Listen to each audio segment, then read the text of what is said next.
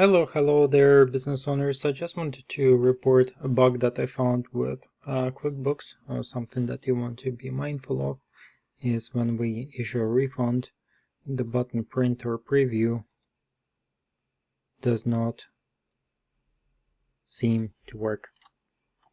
It'd be great to find a fix and work around it. So that's what I'm going to do to see how we can actually print this and send it to a customer.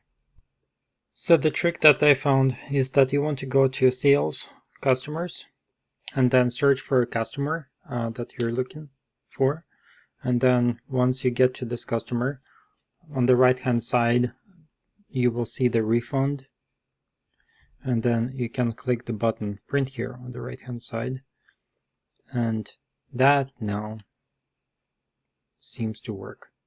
So yeah, hopefully that was helpful. We do web development and graphic design services. So if you're looking for web development or graphic design assistance for your website or printable products, check us out. We also offer really good WordPress maintenance plans. So maintenance is a critical aspect of any web development or web world. So if you need somebody who can help you out with your web work, feel free to reach out to us.